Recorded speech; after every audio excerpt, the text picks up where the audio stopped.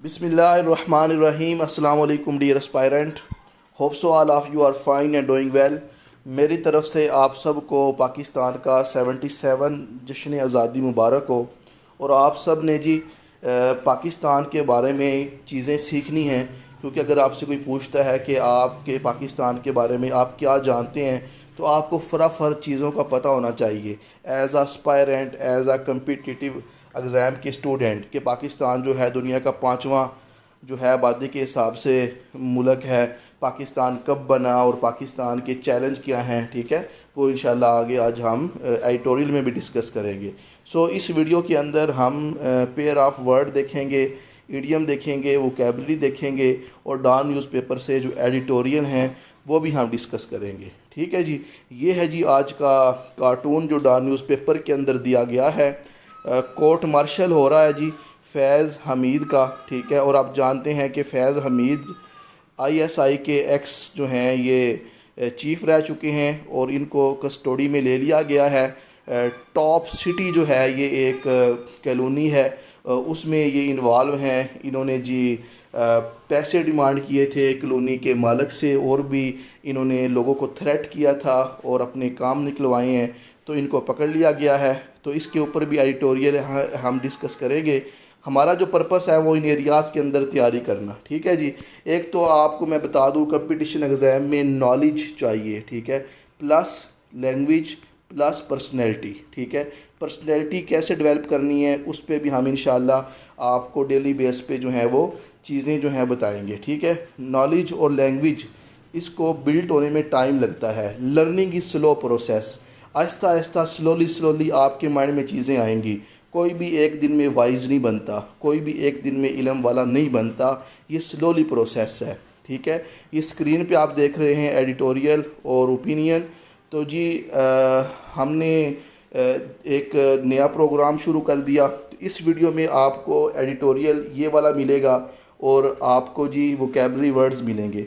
अगर आपने ओपिनियन लेनी है चारों, ठीक है, और ये 2 एडिटोरियल आपने लेने हैं डेली बेस पे, क्योंकि इससे आप मोटिवेटेड रहेंगे, आपको डाटा भी मिलेगा। और हम प्लान कर रहे हैं 2 ऐसे भी उन बच्चों को दिए जाएंगे ये जो प्राइवेट सर्विस ले सकते हैं।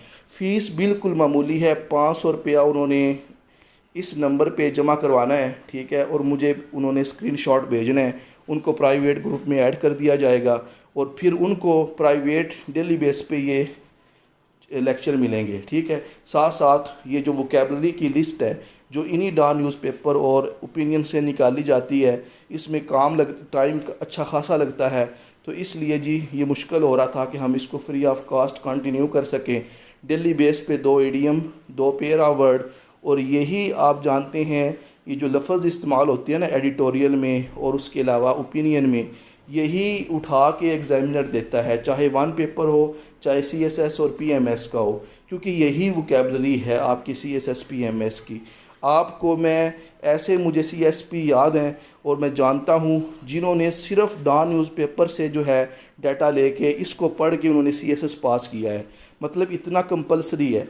एवरी टॉपिक, चाहे आपका ऑप्शनल है चाहे आपका जो है कंपलसरी सब्जेक्ट है, वो यहीं से क्लियर होता है। और साथ इंटरव्यू के अंदर भी आपको हमेशा पूछा जाता है कि आप डॉन न्यूज़पेपर जो है वो पढ़ते हैं तो मुझे कोई अच्छा सा राइटर का नाम बताओ जो आप पसंद करते हैं जिसके ओपिनियन पढ़ना। तो ये जी आप डॉन न्यूज़पेपर भी घर में लगवाएंगे तो पढ़ेंगे तो 2-3 हज़ार रुपये आपको देना पड़ता है। और भी ऐसे कुछ भाई हैं वो काफ़ी पैसे ले रहे हैं, 4 से 5 हज़ार ले रहे हैं, या इससे भी ज़्यादा कहीं हैं। तो मैं तो सिर्फ 500 कह रहा हूँ, ताकि आप भी सीरियस होंगे जब आपने फ़ीस पे करनी है, मैं भी सीरियस होऊंगा। तो इस तरह से ये हमारा सेशन चलेगा। तो जो लोग मोटिवेटेड हैं और जो चाहते हैं कि फ़्यूचर उनका कुछ बन जाए और फ्यूचर में वो ब्यूरोक्रेट हों और कोई उनके माइंड जो है वो डेवलप होता रहे, डेली बेस पे उनको पुश किया जाए, ठीक है, साथ साथ मोटिवेशन भी दी जाए, पर्सनैलिटी भी डेवलप की जाए, तो वो जी इस नंबर पर रब्ता करें। उनको फ़ाइल भी मिलेगी डेली, ठीक है, और उनको जो मैं इंशाल्लाह प्राइवेट लेक्चर भी दूंगा। ये जो लेक्चर है मैं इंशाल्लाह आपको फ्री जो है वो डिलीवर कर दूंगा। ये ख़ास तौर पे ये जो जिसमें सिर्फ फ्री वाले लेक्चर में एक एडिटोरियल होगा और वोकैबलरी होगी। ये है जी एडिटोरियल जिसका नाम है रीबिल्डिंग आ ड्रीम, ठीक है, पाकिस्तान बनाने का ख्वाब देखा गया था और लोग इसको ख्वाब कहते थे, ठीक है। आप जानते हैं हिस्ट्री में पाकिस्तान अफेयर जो है उसमें प्री पाकिस्तान है 1947 से पहले का, मतलब जो इन्होंने कोशिश की थी उसमें सारा आप पढ़ते हैं कि अल्लामा इकबाल जो हैं और ये कायदे आज़म मोहम्मद अली जिन्ना, इनकी जो विजडम थी, ठीक है, इकबाल और का जो विजन है, जिन्ना की जो मेंटोरशिप है, ठीक है, ये ज़रूरी थी पाकिस्तान में लीडरशिप को लाने के लिए। इसी तरह जो जिन्ना का कॉन्सेप्ट था कि पाकिस्तान को किस तरह लेके चलना है, पाकिस्तान में डेमोक्रेटिक वैल्यू कैसी होनी चाहिए, उनको अनफॉर्चुनेटली फॉलो नहीं किया गया। तो पाकिस्तान को बने हुए 77 जो हैं वो ईयर हो चुके हैं। तो इसमें राइटर कहता है कायद के जो ब्लू प्रिंट थे, कायदे आज़म की जो गाइडेंस थी, कायदे आज़म ने जिस तरह कहा था कि किस तरह पाकिस्तान को लेके चलना है, स्टेट को किस तरह रन करना है, उसको जो भी रूलर आए उन्होंने इग्नोर किया, जिससे पाकिस्तान की ये हालत हो गई है कि यहाँ पे इकोनॉमी इनस्टेबल है, ठीक है, सोशल इश्यूज़ हैं। सोशल इश्यूज़ अगर आपसे कोई पूछे तो आपका माइंड इस तरह शार्प और तेज़ी से काम करे कि आप 10-15 जो हैं फ़ौरन बता दें। अच्छा जी, बग़ैर देर किए चलते हैं अपने एडिटोरियल की तरफ। आज के एडिटोरियल में राइटर कहता है कि 14 अगस्त को पाकिस्तान का इंडिपेंडेंस डे सेलिब्रेट किया जाता है। आइए एक रिफ़्लेक्शन करते हैं, पाकिस्तान के अंदर ये जो मॉडर्न चैलेंज हैं इनसे निमटना है, इनको कन्फ्रंट करना है। कायदे आज़म का क्या विजन था उसको हम समझते हैं, ठीक है जी। तो यहाँ से जो पाकिस्तान के सोशल चैलेंज हैं पाकिस्तान के अंदर, वो आप देख सकते हैं, डाटा ले सकते हैं अपने इंटरव्यू के लिए और अपने ऐसे राइटिंग के लिए। तो राइटर कहता है सबसे पहले तो इकोनॉमिक स्ट्रगल पाकिस्तान के अंदर चल रही है। नो डाउट काफ़ी मुकामात पे सेलिब्रेशन हो रही है इंडिपेंडेंस डे की, लेकिन अभी भी पाकिस्तान को सिग्निफिकेंट इकोनॉमिक डिफ़िकल्टीज़ मौजूद हैं।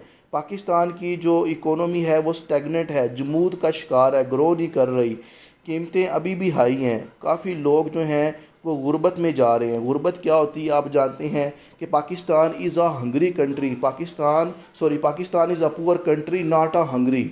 हंगरी वो होता है जिसे खाना ना मिले। पाकिस्तान में जो है हर बंदे को रोटी मिल ही जाती है, लेकिन पॉवर्टी का मतलब होता है कि आपके पास इतने पैसे नहीं हैं कि आप अपनी लाइफ की बेसिक जो ज़रूरियात हैं उनको पूरा कर सकें, ठीक है। तो पाकिस्तान में पहला प्रॉब्लम क्या है, इकोनॉमी।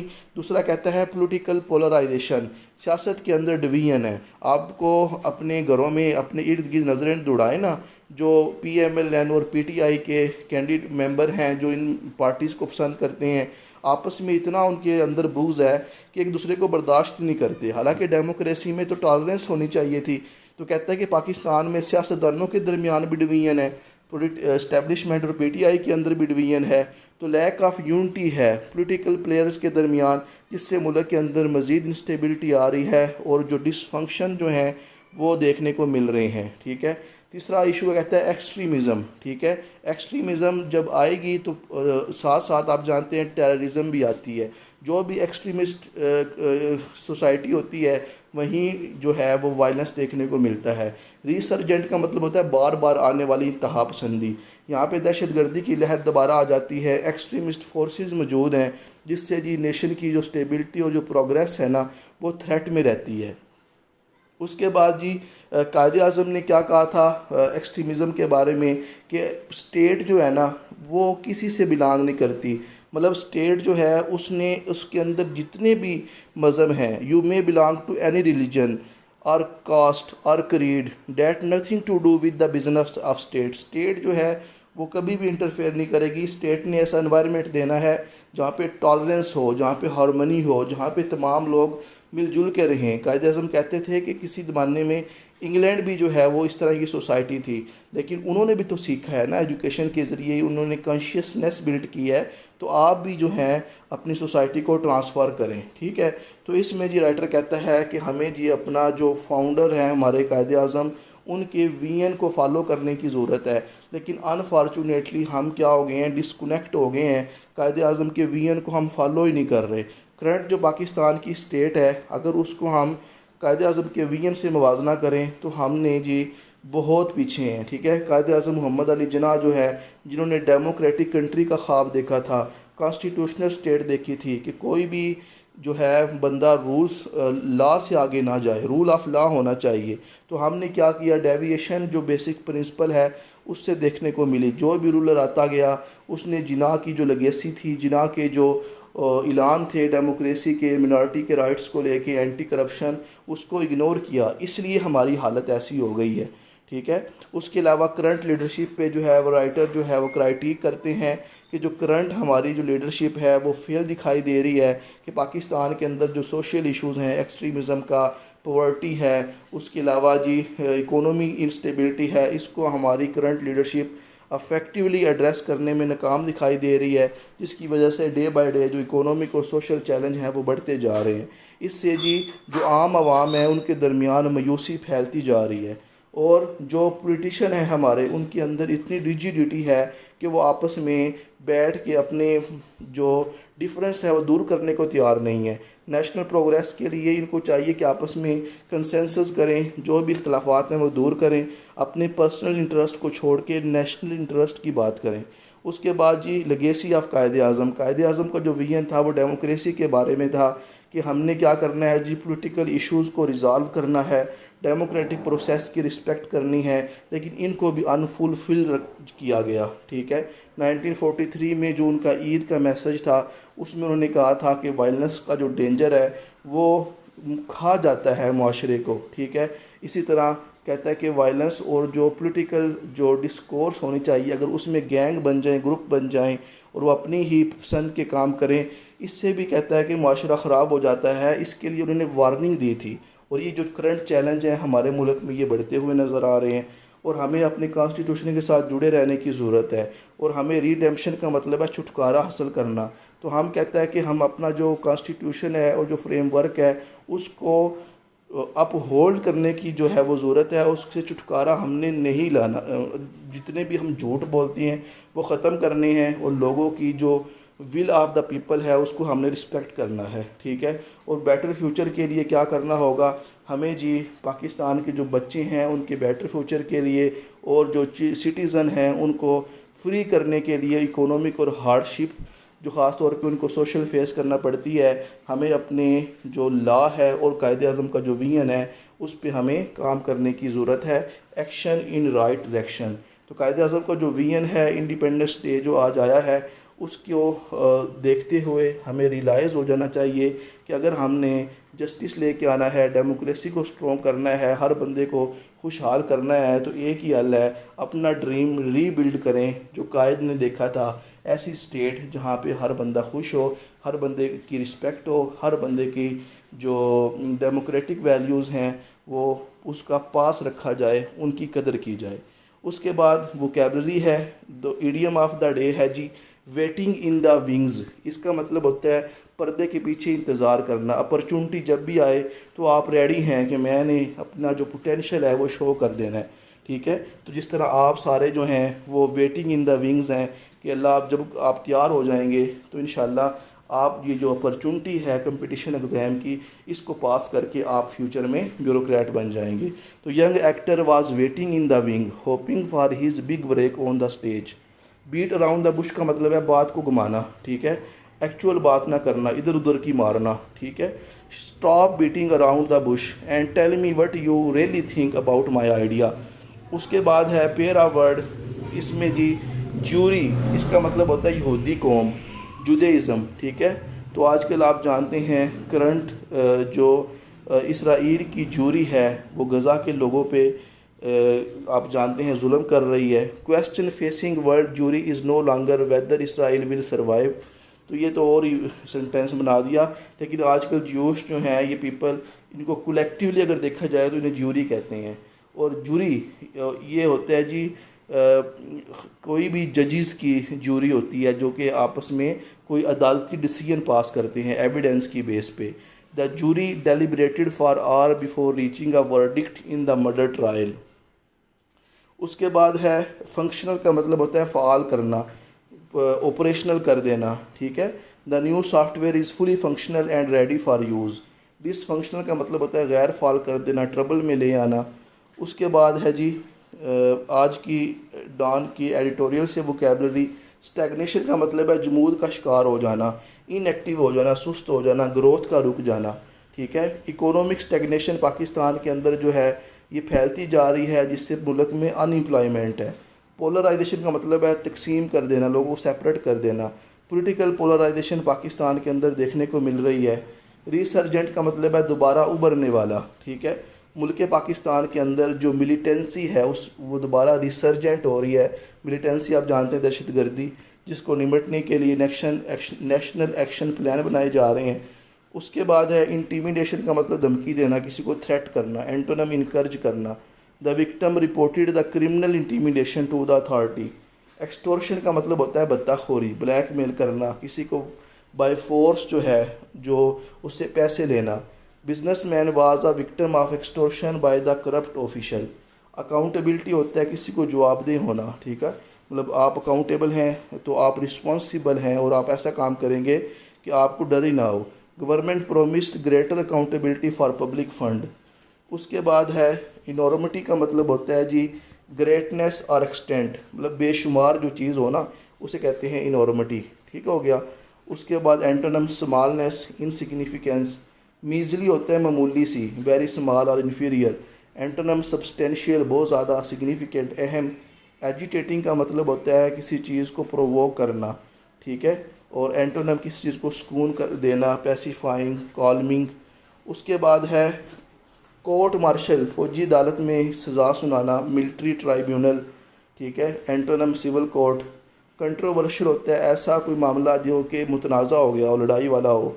एंटोनम अनकंट्रोवर्शियल। ठीक है। स्पेकुलेशन होता है कियास राइयाँ करना, मतलब बिला वजह जो है किसी के बारे में मफरूज़े कायम कर लेना। ठीक है। एंटोनम है कि फैक्ट्स को देख के बात करना। उसके बाद है ग्रिम का मतलब होता है संगीन, वेरी सीरियस, या जो बंदा हर वक्त जो है वो उदास उदास नज़र आए। एंटोनम चीयरफुल, बड़ा खुश मजाज आदमी, प्लेजेंट। कमेमोरेशन का मतलब होता है यादगार, सेलिब्रेशन। एंटोनम है फॉरगेटफुलनेस, निगलेक्ट। यूफीमिस्टिकली का मतलब होता है किसी बंदे से जो है पोलाइटली बातचीत करना, खुश कलामी से। Antonym bluntly, directly. तो उसके बाद एबेटमेंट का मतलब होता है किसी चीज़ में रिडक्शन कर देना, किसी की शिद्दत में कमी आ जाना। एंटोनम मज़ीद चीज़ों को इंटेंसीफाई करना। नुआंसेस होता है थोड़ा सा फ़र्क होना, और सबल डिफरेंस इन मीनिंग और ओपिनियन। ठीक है।